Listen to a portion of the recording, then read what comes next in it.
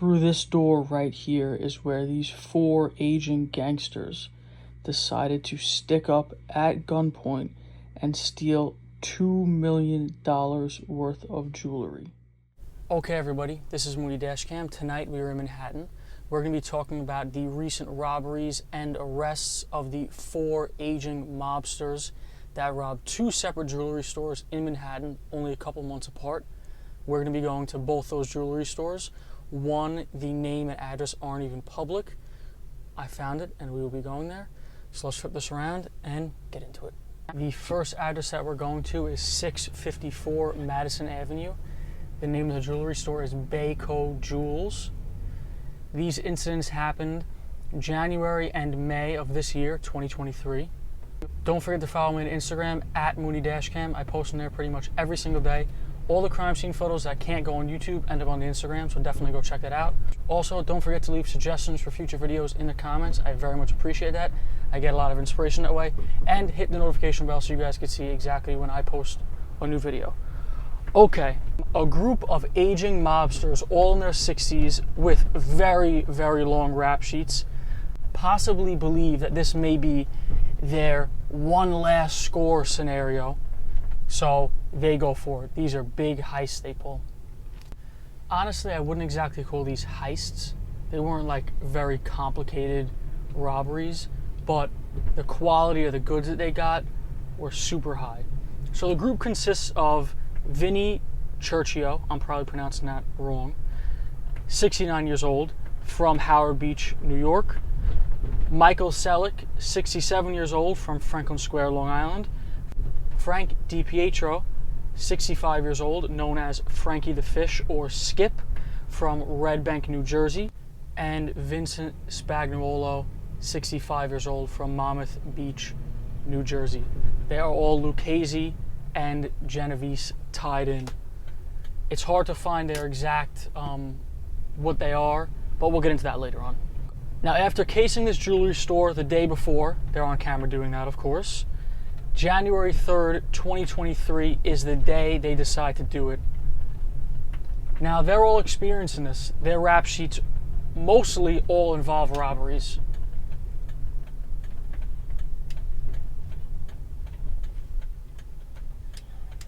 People get very nervous. That's the most common way people get hit in the city, actually, while people are turning and while pedestrians crossing a crosswalk. So I understand why they didn't want to go. I waved them on with my hand. You guys didn't see that, but I usually like to let the people go if I can. So between them all, they have histories of bank robberies, racketeering, murders, and even a jail escape.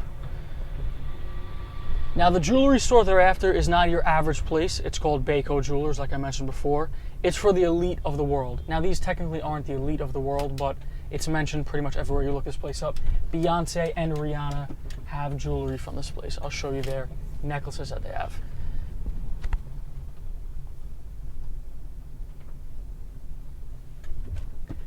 Now, the pieces from this place cost well into the millions of dollars. I'll show you a few pieces that I have screenshotted here. You actually need a credit check, the places to the left right here. You actually need a credit check to even get to the penthouse showroom to get an appointment at all. So this is the kind of place this is. Very serious. They do not mess around. I should be able to find a spot right. Look at that. Perfect.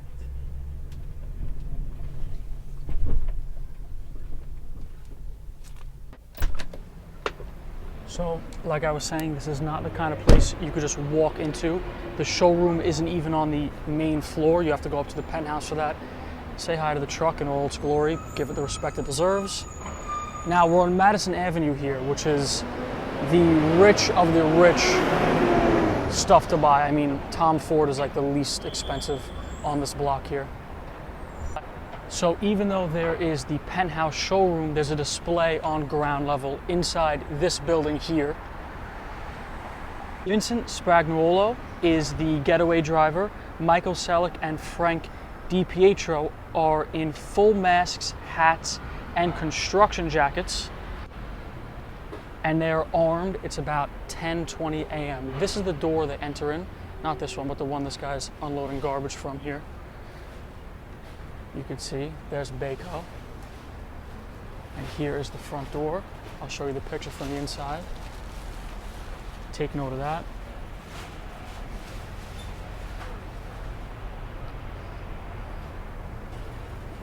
Mark Jacobs.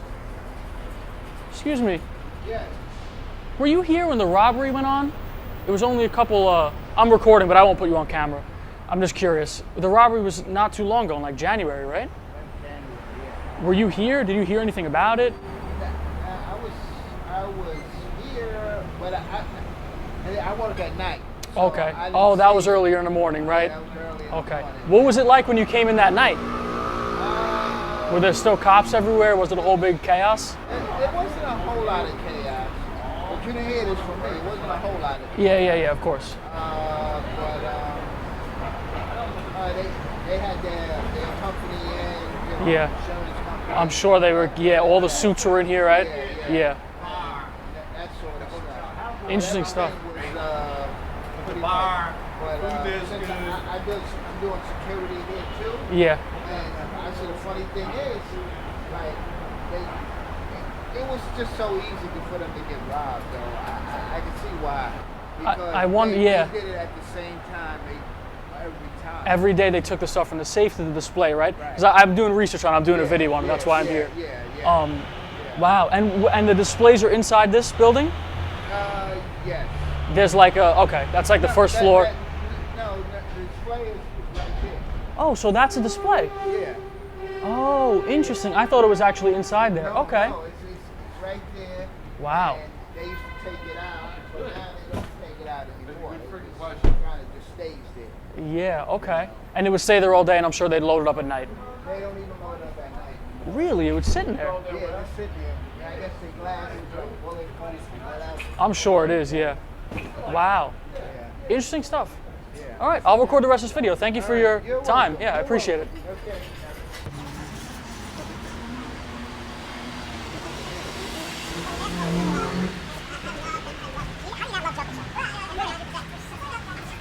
So, as you heard from that guy, the display is actually this display right here. This is actually the display where the stuff was. I assume they're not displaying anything right now because of that reason. But at the same time, every day, they would take the jewelry from the safes and put them inside this display. And at that time is when Frank aims his gun at him and just says, "Give it to me." You could see in the picture they're actually aiming in that direction. So you could see they probably just aimed right here at him, said, "Give it to me." They're probably waiting outside for this to happen. And they handed over what they had because obviously the guy's a gun in his face and all that jewelry is insured, I'm sure. And they made off with, listen to what they made off with, by the way. Oh, so then Michael tells the worker to turn around and get into the closet, which I think is right there, that door. I would assume that's what he's saying, turn around and get into the closet. I don't know for sure, of course. And then they jump into the getaway car and they shoot away. They ended up making off with a 6-carat ring, a pair of 17-carat diamond earrings, and a 73-carat necklace. This was a serious, serious robbery. As you heard, I don't know if you were hearing the security guy say it, but he said that it was too easy to rob them. They would change the stuff from the safe to the display at the same time, and they wouldn't even take the stuff out of the display at night. So maybe they just swapped it back and forth and switched it out every morning. I'm not exactly sure, but it was interesting being able to talk to that security guy. He said when they came back later that day that there was a bunch of chaos, all the suits, all the insurance guys were around. Let's hop back in the truck. We're gonna head over to the next jewelry store they robbed. And on that drive, I will explain to you all of the things that these guys did before these robberies, all of the crimes. I always end up getting oddly lucky for these videos for whatever reason. I mean, what are the odds I'm filming when that guy just happened to come outside to take the garbage out. I was going to film this video yesterday, ended up raining, I didn't do it. Stuff works out weird. All right, let's flip this around. On the drive, I'll give you all the crime details.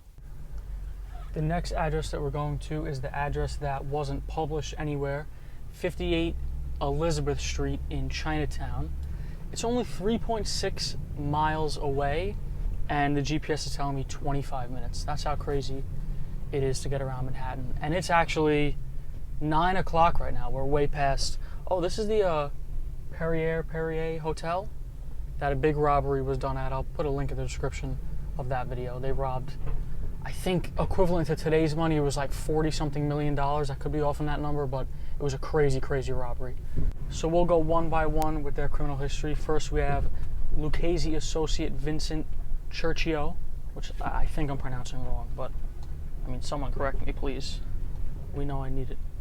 He was indicted in 1997 for a murder of a fashion designer in a Lucchese robbery spree that went wrong. He got 27 months for that. He also got 51 months for racketeering and 27 months in 2014 for robbing a truck full of cigarettes and other goods. Come on, car, pull up. Look at that, he heard me. Oh, never mind. Next we have Vincent Spagnuolo, who got 10 years for manslaughter in 1979, then 2 later convictions for robbery-related charges. He has 6 priors before this in total. Then we have Frank DiPietro. I hope you guys know that I'm not going to make you sit through a whole 20-minute drive. Once I'm done telling you the stuff about these guys' backgrounds, we're skipping right into Chinatown and right to that jewelry store. But getting back to Genovese Soldier, some people say he's a Genovese soldier, and then you also hear that before that he was a Lucchese.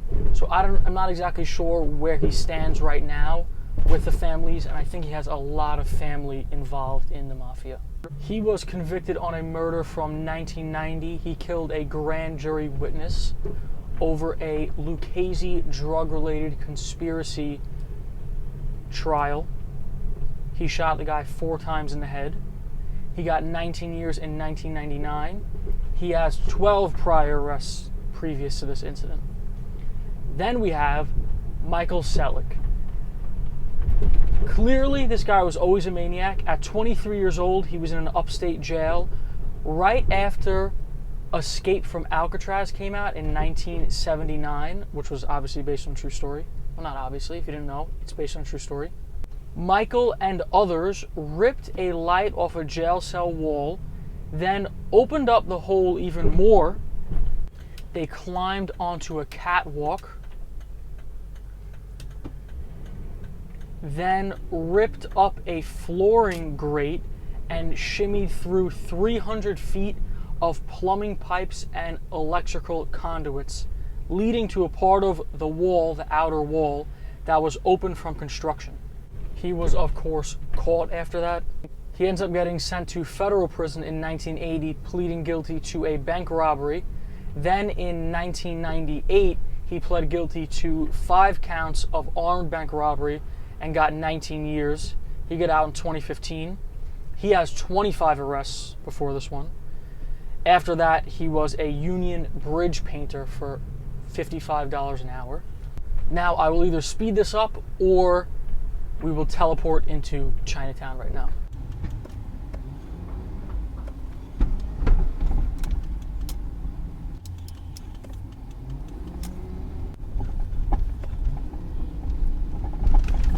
Okay, we are down the block right now. Wow, this place is super close to a precinct. I don't know if you saw the cop cars on the right pulling up here. The precinct, I believe, is a block behind us. So this happened May 20th, 2023. This is the second robbery in their little robbery spree they had going on. Oh, here it is. Okay, we'll pull over to the left.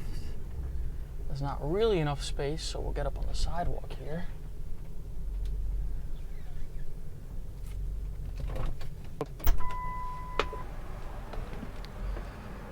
It's been a while since I've gotten a little bit of sidewalk action here, so enjoy that while we're here. Now, this is Diamond Queen.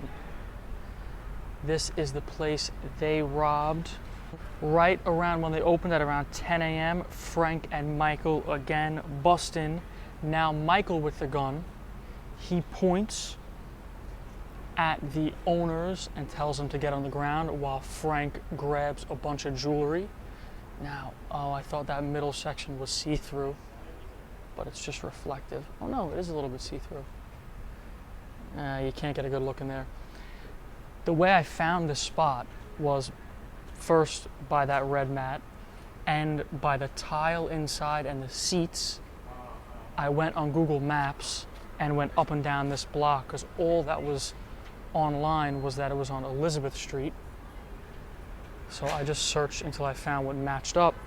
Now, as a getaway driver, they have a recent recruit, Samuel Score, 25 years old, from Florham Park, New Jersey. He was also dressed in a construction outfit. So first they get into Samuel's car, and then later they get back into Vincent Spagnuolo's car. Now, the other Vincent must be in the car because he's not mentioned at all in these robberies. So maybe he was to hang out in the car if anything went wrong. I'm not exactly sure. Now, right after this robbery, someone in Diamond Queen called the police. So what I read is there was a bit of a chase, and then he ended up ditching the car on Montgomery Street in the Lower East Side, and then he ran off on foot. Some reports said that he crashed. I only saw that in a couple. I don't know if that's really true. We're here in Chinatown. Very interesting area, especially at this time of night. Now, Vincent Spagnuolo wore the same red jacket for both robberies. He was actually seen on body cam from a police officer in the same red jacket in a traffic stop, which I think is wild.